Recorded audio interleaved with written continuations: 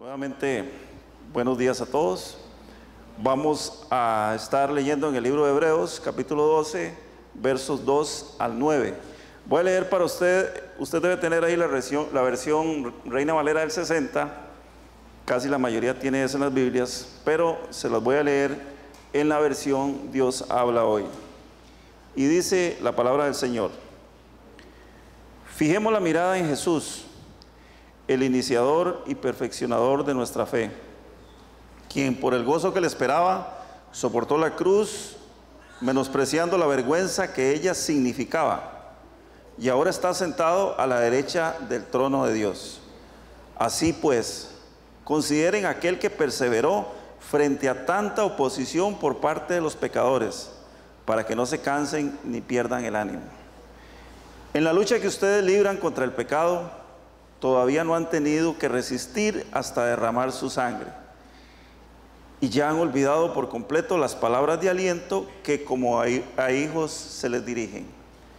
Hijo mío, no tomes a la ligera la disciplina del Señor, ni te desanimes cuando te reprenda, porque el Señor disciplina a los que ama y azota a los que reciben como hijos. Lo que soportan es para su disciplina, pues Dios los está tratando como a hijos. ¿Qué hijo hay a quien el Padre no disciplina? Si a ustedes se les deja sin disciplina, que todos reciben, entonces son bastardos y no hijos legítimos. Después de todo, aunque nuestros padres humanos nos disciplinaban, los respetábamos. No hemos de someternos con mayor razón al Padre de los espíritus para que vivamos. Este es un texto bastante grande, bastante extenso, que acabamos de leer, y si de sacar cosas se trata, o de extractar enseñanzas se trata, hay mucho tema de qué hablar, muchas cosas sobre las cuales podemos poner atención. Y de paso, sé que ya para los que somos cristianos viejos, pues tenemos algunas cosas que repasar. Ya son bastantes años que tenemos de estar dentro de las iglesias y hay muchas cosas que tenemos que estar repasando con respecto a lo que hemos aprendido. Sé que todos hemos aprendido bastante, y en este momento, pues cuando leemos un pasaje como este, nos damos cuenta que lo hemos leído muchas veces, incluso hasta se nos ha predicado muchas veces. La primera cosa que quiero que recordemos es que los cristianos debemos tener muy claro en quién hemos creído, a quién seguimos, porque fuimos escogidos por Dios para ser sus hijos y tenemos a Jesús como nuestro referente por qué un día decidimos seguir al Señor. ¿Por qué fue que decidimos seguir al Señor? ¿Por qué fue que decidimos volvernos a Dios? Precisamente porque Cristo estaba ahí presente, porque recibimos ese llamado, recibimos esa invitación y tomamos precisamente esa oportunidad. Y créalo o no, fue una oportunidad hermosa, porque si no la hubiéramos tomado, no estaríamos aquí. Estaríamos en el mundo, o tal vez ya no estaríamos, porque con todas las cosas que el mundo nos ofrece, pienso que, sobre todo para los que somos de excesos en todo, o los que fuimos de excesos en todo, ya hubiéramos terminado tal vez con nuestra vida de manera que no podemos ni siquiera decir, ¿verdad? La segunda cosa es que sin Jesús no habríamos logrado absolutamente nada, porque en cuanto al modelo de hombre, Jesús es el modelo de Dios hombre, y todos sabemos que su estancia sobre la tierra se plasmó como un ser humano, como un hombre. En cuanto al modelo de hombre, pues vemos en Jesús el único que no falló absolutamente en nada, al cual no se le puede tachar absolutamente en nada. ¿Y qué significa esto? Significa que no existe sobre la tierra, ni nunca va a existir otro modelo que podamos seguir. Por esa razón es que si nos desviamos y nos ponemos a seguir personas, a seguir seres humanos, a seguir hombres, vamos a terminar desilusionados, vamos a terminar frustrados. Porque cualquier ser humano, cualquier persona en la cual pongamos nuestra mirada, en algún momento nos va a fallar. En algún momento va a cometer un error y lo vamos a ver tal y cual es, como el ser humano que es, y nos vamos a desilusionar. Creo firmemente que este es el primer principio, el más importante de todos, que se nos debería enseñar en la iglesia. Y las iglesias no se enfocan en estas cosas. ¿Por qué?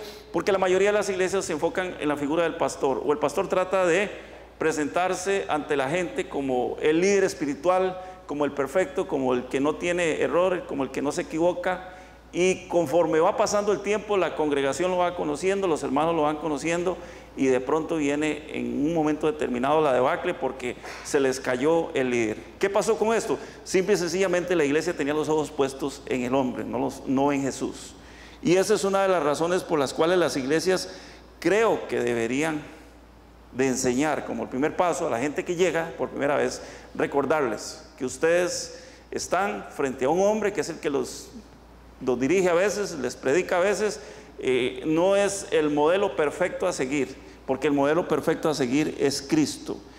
Normalmente los creyentes crecen, y lo sabemos en las iglesias espiritualmente hablando, siguiendo las enseñanzas o las exhortaciones, los consejos, los regaños de los seres humanos. Pero debemos prepararnos para que cuando el líder o el pastor falle, sigamos adelante con nuestra mirada puesta en los ojos en Jesús, el autor y consumador de la fe. Por eso es que muchas iglesias se han caído, por eso es que muchas iglesias no perseveran a través de los tiempos, porque la gente se desilusiona y la gente se da cuenta que al final lo que estaban siguiendo era un ser humano como debieron de haberlo visto desde el principio. La tercera cosa es que tenemos que entender que la vida del cristiano es una lucha. La vida del cristiano es algo que nunca va a terminar, porque si pensamos en la forma en que tenemos que vivir nuestra vida, es difícil, muy muy difícil, en el sentido de que tenemos que oponernos a todo lo que el mundo nos ofrece. Y no oponernos, saber llevar la forma en que el mundo nos pide y los valores que como cristianos traemos, y cómo proyectarnos hacia una comunidad. Por eso es que no es fácil, es una lucha constante. Por eso es que la palabra de Dios nos dice que nosotros no tenemos lucha contra carne ni sangre. No tenemos lucha contra nada que podamos ver, que podamos oír, que podamos tener a la vista siempre. Simple y sencillamente el mundo con el cual luchamos es un mundo invisible, es un mundo espiritual. Tampoco, hermanos, debemos detenernos a pensar que lo que hemos hecho es suficiente. Mucha gente dice, sí, ya yo como estoy bien, ya yo me siento bien. Incluso no tengo ni siquiera necesidad de congregarme, no tengo necesidad de reunirme. ¿Por qué? Porque ya lo logré, ya como cristiano ya lo logré. Y recordemos esto, nunca es suficiente. La única obra completa, acabada, de la cual podamos hablar y de la cual podamos tener referencia, es la obra de Jesús. Jesús fue capaz de derramar hasta la última gota de sangre para poder cumplir su propósito. Y nosotros simplemente nos quedamos cortos muchas veces cuando pensamos en lo que hizo Jesús por nosotros. Nos quedamos muy cortos porque nos cuesta entender que nuestra vida sin Él, nuestro caminar sin Él, iba precisamente rumbo al infierno. Ese era el destino final si no hubiéramos aceptado la invitación que nos hizo el Señor para que aceptáramos a Jesús como nuestro único y suficiente Salvador. Y precisamente el punto relevante es que en Jesús encontramos la figura del Hijo de Dios, pero también en Él encontramos la figura del Padre. Encontramos la figura del Padre reflejada en lo que teológicamente concebimos como la Trinidad. La Trinidad conlleva la existencia de Dios Padre, Dios Hijo y Dios Espíritu Santo como una sola persona. Así que la gente dice, es que Jesús, es que el Padre, es que el Espíritu Santo. Sí, podemos ver sus manifestaciones, sus diferentes manifestaciones aquí en la tierra. Pero cuando entendemos a Jesús, Jesús también encierra la figura del Padre, porque Él viene a nosotros por un mandamiento expreso del Padre y por una voluntad que también Él decidió tomar. Cuando el Señor lo llama y hace aquella famosa pregunta que dice, ¿y ahora quién irá? Esta revelación está muy hermosa en el libro del profeta Isaías, en el capítulo 6. Y la gente la lee como el llamamiento de Isaías. Detrás de eso está la decisión que toma Jesucristo para venir a la tierra. Porque ¿quién iba a venir a la tierra en esas condiciones? Si usted analiza esos primeros versos del capítulo 6 de Isaías, se va a quedar totalmente asombrado, porque no está hablando ahí, el profeta no está hablando de él, está hablando de Jesús. Cuando Jesús dice, yo voy, ¿a quién más puede ir? ¿Quién más podía venir a salvarnos a nosotros? ¿Quién más podía venir a rescatarnos? Entonces, en Jesús se cumple también el propósito de que los seres humanos hayamos tenido o tengamos la figura del Padre viviendo con nosotros, porque sabemos que hoy está presente a través de la figura del Espíritu Santo. Y por esa razón es que el salmista lo dice en el Salmo 56, verso 13. Este es un salmo que se le atribuye al rey David. Dice así: porque tú me salvaste de la muerte y mis pies de resbalar, de modo que puedo marchar ante el Señor en la luz de la vida. Qué hermoso esto cuando Jesús lo entiende y lo proyecta y nos da esta hermosa profecía mesiánica diciendo que Jesús era el que nos iba a salvar, que nos iba a rescatar precisamente de la muerte, que nos iba a evitar muchos dolores de cabeza, muchos quebrantos si nosotros lo seguíamos a Él. Sin embargo, hermanos, a los seres humanos, incluso a los que nos decimos cristianos, nos cuesta entender que somos partícipes del amor fraternal. Nos cuesta mucho. Yo no sé si usted ha entendido esto, el amor del Padre, cómo nos cuesta entender esa participación que tenemos de ese amor que el Padre nos da. ¿Cómo han visto ustedes o cómo hemos visto a través de la historia la figura de Dios? La vemos como una figura paternal, como una figura de amor, como una figura de desprendimiento total hacia sus hijos. ¿O qué es lo que nos ha proyectado la religión para que la asimilemos y entendamos a Dios de una manera muy diferente? Porque en el fondo también sé que muchos tenemos un patrón que no hemos podido quitar aún a través de los años, aún cuando hayamos vivido y estado metidos dentro de la iglesia mucho tiempo. El amor paternal, el amor de Dios manifestado en la tierra, ¿cómo lo entendemos? ¿Y por qué es que nos cuesta tanto? Durante siglos, hermanos, durante prácticamente la historia de la humanidad de Cristo para acá, se creyó o se ha creído, no sé si ustedes lo han escuchado, que el único amor genuino, que el único amor sufrido, que el único amor constante y hasta que el único amor verdadero lo podemos encontrar los seres humanos en el amor de madre. ¿Cuántos han escuchado eso? Se quedan calladas las madres, ¿verdad? Incluso, hermanos, les voy a decir qué fue lo que pasó. La religión católica nos enseñó que debíamos buscar el amor de María, porque era la única capaz de comprendernos de la misma forma como ella había comprendido a Jesús. Dígame si es mentira esto. Siempre nos dijeron, la mamá es la única que lo comprende, la mamá es la única que lo cuida, la única que lo entiende, la única que le da el amor verdadero.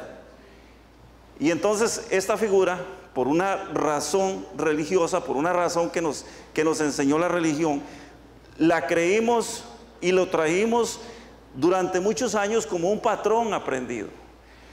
Por esa razón es que a las personas que sin haber tenido una relación con el Señor, un día de tantos se insertan en una congregación, un día de tantos reciben a Cristo, llegan a la iglesia y siguen teniendo serios problemas para poder entender el amor del Padre, porque fueron inducidos a creer desde pequeños precisamente que la madre era la única encargada de darles amor. ¿Y el padre qué era? Simple y sencillamente un proveedor de la casa. No sé si ustedes lo han visto así también, pero creo que ese modelo nosotros siempre lo trajimos. Voy donde mamá porque mamá sí me entiende. Papá lo único que hace es trabajar y traer comida. Ese fue el modelo. Y esto es un modelo que viene precisamente desde el establecimiento de la religión. Nuestra sociedad no está capacitada para enseñar a la familia acerca de la actividad desplegada por el padre de familia. No está capacitada. No nos enseñan esos valores porque precisamente se ha visto la figura del padre como algo que está en segundo plano. No nos han enseñado que la figura del padre, la figura paterna, está llena también de actos de amor está llena de actos de dedicación para todo el núcleo familiar. El padre se desvela, el padre sufre, se priva de cosas que desea para sí.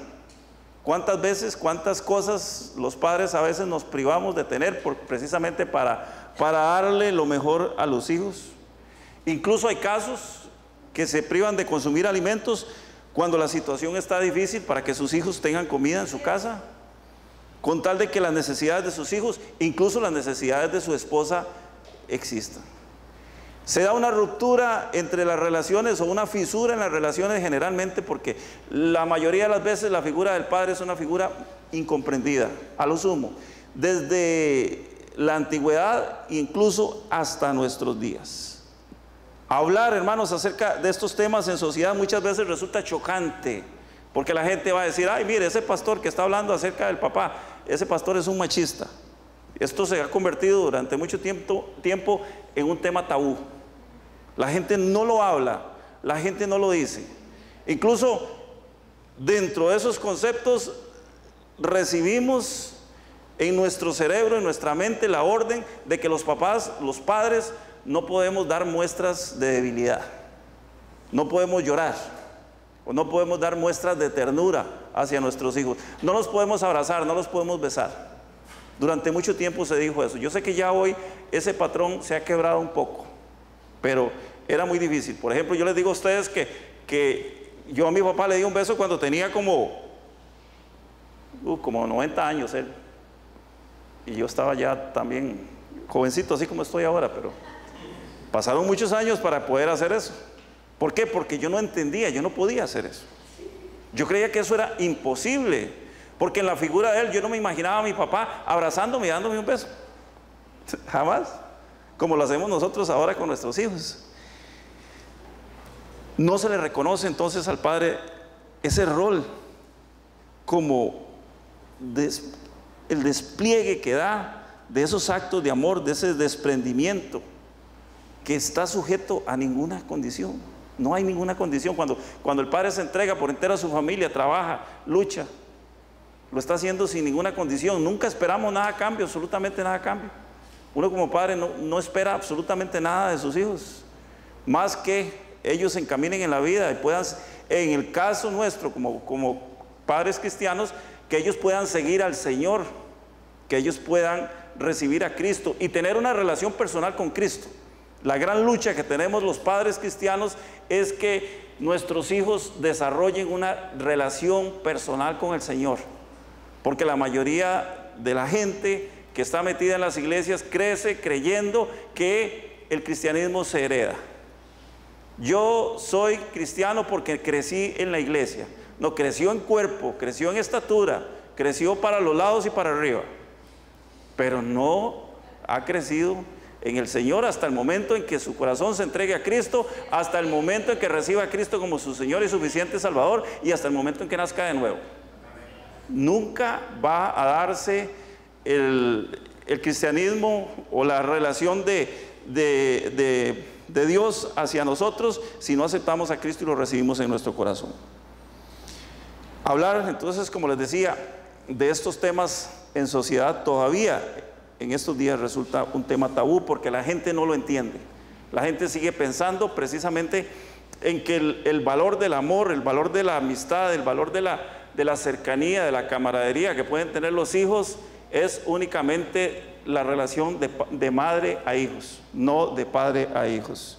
Si usted busca estudios o tratados sobre el tema, por lo general, la mayoría de ellos se van a enfocar en donde prevalece el amor de la madre y relegan al padre a un segundo plano. Y encima de eso se vinieron todas estas luchas por la supuesta igualdad, y entonces trataron de desvirtuar la figura paterna como una persona que lo único que hacía era imponerse, lo único que hacía era agredir, lo único que hacía era relegar a la mujer a un segundo plano. Sin embargo, hermanos, si somos serios y nos ponemos a estudiar un poquito, nos encontramos que una parte de lo que se llaman los científicos conductuales, que son los que estudian el comportamiento y la conducta humana, empezaron a estudiar precisamente a los padres y el amor paternal directo. Y se encontraron que los padres son capaces, al igual que las madres, de dar cariño, de dar amor, de dar comprensión, y que ese lazo padre e hijo a menudo es paralelo al lazo madre e hijo, tanto en intensidad como emocionalmente hablando. Y se comenzaron a quebrar esos patrones, esas estructuras tan duras que se habían implantado durante mucho tiempo. Porque es interesante, nosotros hablamos del desarrollo de la sociedad, hablamos del desarrollo de los pueblos, de cómo la tecnología nos ha permitido vivir de manera bien, de manera, digamos que aceptable, y cómo todos en algún momento nos empeñamos también en buscar mejorar, y dependemos, hoy en día todos dependemos de la tecnología. Muchas veces les he dicho, ¿qué pasaría si el día de mañana nos hacen un apagón cibernético, si nos desconectan la internet? A esos que pasan pegados a las redes sociales, ¿qué les pasaría? ¿Qué nos pasaría? Sí, yo también me he metido en eso. Pero precisamente no ha cambiado porque usted no ve información con respecto a este tema. La gente no busca estos temas. Ahora nos vamos por las cosas más triviales.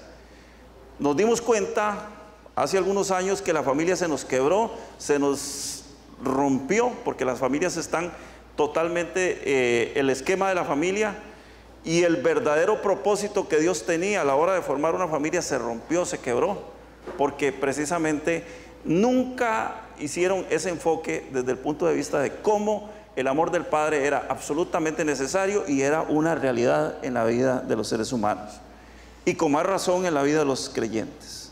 La disciplina, hermanos, la disciplina es necesaria, pero también es mal vista, porque se le achaca al padre como un acto de agresión. No sé si ustedes han visto eso. Es que mi papá me regaña porque mi papá es un agresor, mi papá me pega porque es un agresor. Y bueno, por su papel protagónico en el rol de miembro proveedor de la familia, casi siempre se le ve al padre como una figura de autoridad, como una figura, y no de autoridad, como una figura autoritaria, dictatorial, casi como un déspota. El escritor de Hebreos escribe la carta con el objeto de que sus lectores pudieran entender la figura de Dios como una autoridad suprema. Esa es la razón de ser de esa carta, y ese es el enfoque que nos da este capítulo 12. Dicho sea de paso, hermanos, durante años ellos vieron la figura de Dios como una figura muy lejana. El pueblo hebreo, el pueblo de Dios, vio la figura de Dios como una figura muy lejana. Un Dios que estaba por allá sentado en su trono, dando órdenes y castigando a los impíos. Si usted lee el Antiguo Testamento, en el Antiguo Testamento hay un enfoque muy grande con respecto a cómo el que no obedece, el que se porta mal, es castigado por Dios. Y precisamente eso se dio durante muchos años, muchos siglos. Pero de pronto se acortan las distancias, y ellos tuvieron a Dios Padre reflejado en la personificación de su Hijo Jesús. ¿Les costó entenderlo? No lo entendieron. No pudieron darse cuenta, a pesar de que Jesús vivió entre ellos aproximadamente 33 años. Algunos dicen que un poco más. Está entre los 33 y los 42 años el tiempo que vivió Jesús sobre la tierra aproximadamente. No se asusten, nos han vendido cosas muy interesantes a través del tiempo, o patrones que tenemos establecidos. Pero sí, se cree que la edad de Jesús pudo haber estado entre los 36 y los 42 años cuando Él murió en la cruz. Sin embargo, hermanos, ellos, los judíos, los hebreos, como es el título de la carta, no entendieron quién era Jesús, ni mucho menos lo que había pasado en aquel día, en aquella crucifixión, en la cual, crucifixión, dicho sea de paso, en la cual la mayoría del pueblo tuvo que ver. Por eso es que el escritor de Hebreos cita el libro de los Proverbios, capítulo 3, verso 12, precisamente en el verso 5 del capítulo 12 de Hebreos. Dice: hijo mío, no tomes a la ligera la disciplina del Señor, ni te desanimes cuando te reprenda, porque el Señor disciplina a los que ama y azota a todo aquel que recibe como hijo. Cuesta mucho entender esto. Nos cuesta bastante entender este texto si no lo asociamos precisamente con la muerte de Cristo en el Calvario. si no vamos a la muerte de Cristo en el Calvario y asociamos esto. La palabra de Dios nos enseña que la paga del pecado es muerte, pero el regalo de Dios es vida eterna en Cristo Jesús, como dice Romanos capítulo 6, verso 23. Sucede que cuando Jesús toma su lugar en la cruz del Calvario, Él literalmente está llevando sobre su humanidad los pecados de nosotros, los pecados suyos y los pecados míos, para clavarlos en la cruz. Esto también no lo hemos entendido los cristianos todavía en este siglo, y no hemos podido entender qué pasó con el sacrificio de Cristo Jesús en la cruz del Calvario. Cuando Cristo toma nuestro lugar en la cruz del Calvario, Él literalmente, como le repito, está llevando nuestros pecados sobre su humanidad. El Señor estipuló en su palabra que todo aquel que pecare, sería el único responsable y sería considerado autor único y responsable, como dicen los jueces en la corte, ¿verdad, Eugenio?, de esos actos. Así que, por tanto, hermanos, no existía dentro del sistema legal de Dios una forma humana para aplicar la figura del sustituto. No existía. El que pecaba, ese tenía que morir. Dentro del sistema de castigo divino no existía la posibilidad de sustituir a alguien para que recibiera el castigo de otro. Un ejemplo de este es cuando se encontraban culpables de adulterio. El adulterio era castigado con pena de muerte. Cuando se encontraba que habían dos personas culpables de adulterio, mujer y hombre, estos eran sacados fuera de los pueblos y apedreados hasta morir, porque tenían que morir por su pecado. Nadie los podía sustituir. Nadie podía decir: un momentito, yo soy más malo que esos dos adúlteros, mátenme a mí a pedradas. Eso no existía. Nadie podía tomar el lugar del pecador. Nadie podía tomar el lugar de aquel que había cometido la infracción a la ley de Dios. En el libro de Ezequiel capítulo 18 verso 20, el Señor lo dice con toda claridad. Dice: el alma que pecare, esa morirá. El hijo no llevará el pecado del padre, ni el padre llevará el pecado del hijo. La justicia del justo será sobre él, y la impiedad del impío será sobre él. Así que esta figura del sustituto no existió en la ley hasta que vino Cristo. Por eso es que de esa forma la conformación de la ley, que muy pocos podía llevar precisamente a la salvación, muy pocos podían salvarse a través del cumplimiento de la ley. Había que cumplir absolutamente todo, porque era la única forma de poder llegar a ser un varón perfecto o una mujer perfecta. No existía la forma. Por ese motivo es que viene Jesús, toma su lugar, toma el lugar nuestro en la cruz, y tiene que sufrir el castigo que un padre responsable da a sus hijos cuando su comportamiento no es el adecuado. Recordemos que una de las cosas hermosas que encontramos en el Señor es que Él se sujeta a su palabra, y como lo dice el Salmo 23, Él nos guía por sendas de justicia por amor de su nombre, o sea, por amor de sí mismo, porque como dice la palabra, es el único por el cual Él puede jurar, solamente por Él mismo, porque no existe nada que se le iguale, nada que se le compare.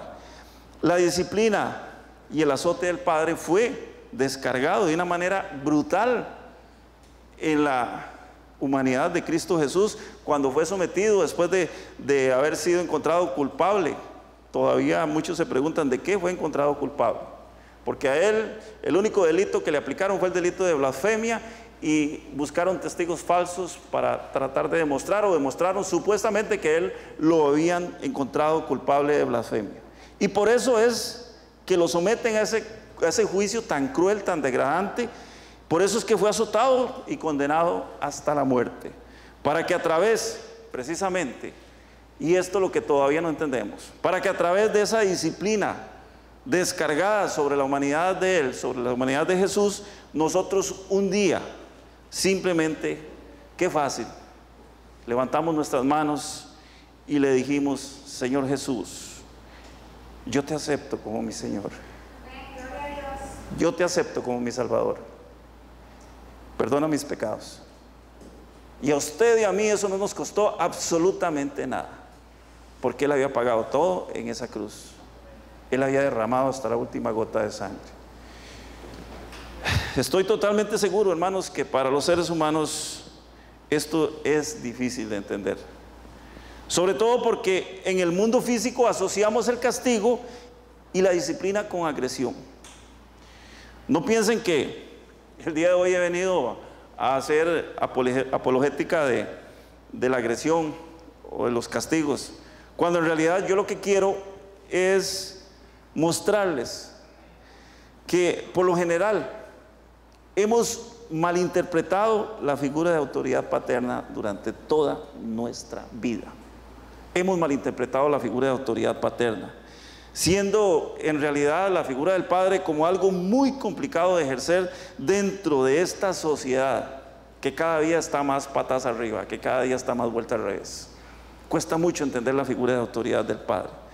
Hasta hace poco tiempo en nuestro país, en Costa Rica, el Código de Familia en el artículo 35 decía que el marido, el esposo, era el principal obligado a sufragar los gastos de la familia. ¿Y por qué era esto? Precisamente por este rol proveedor que se le asignaba al padre. Hoy, y sabemos que no es porque se le haya reconocido nada al padre, es porque simple y sencillamente una situación de ideología de género hizo que se reformara ese artículo 35 del Código de Familia de Costa Rica, y la reforma viene a hablarnos precisamente de proporcionalidad en las obligaciones de ambos cónyuges, nada más. Pero igual, yo sé que los ticos seguimos pensando de la misma manera como pensábamos anteriormente. Y no es que tenga nada de malo de que el varón sea el proveedor de la familia, no tiene nada de malo. El problema es que detrás de esa obligación impuesta socialmente, y les digo, más que socialmente, es algo que viene todavía más atrás, viene de la religión, no hemos visto la figura del padre como una figura de amor, como una figura necesaria, absolutamente necesaria dentro de la familia. El concepto de paternidad en la Biblia en realidad está asociado a la figura de autoridad, a la cual todos los hijos debemos y tenemos que tener sujeción absoluta. He pensado, hermanos, en la necesidad de que hoy visualicemos a los padres terrenales como una figura de autoridad, como algo que proviene precisamente de Dios, pero también como alguien que se preocupa por la necesidad de sus hijos. Así como Dios se preocupó por nuestra salvación, recordemos que Dios se preocupó por nuestra salvación y nos proveyó de un Salvador. De igual manera, de igual forma debemos entender que nuestros padres nos aman tanto o más que nuestras madres. Digo, no se enojen, ya llegará el día de la madre para hablarles del amor de ustedes.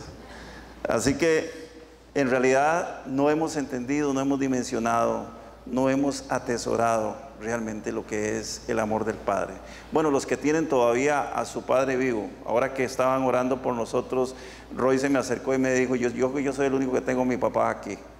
Y es cierto, ya para algunos de nosotros, nuestro Padre ya partió con el mío partió con el Señor, gracias a Dios. Y sé que esa figura, cuando uno puede comprender lo que es el amor de Dios y lo que la palabra de Dios les enseña, uno realmente valora y de alguna manera extrañamos a nuestros padres que ya no están con nosotros.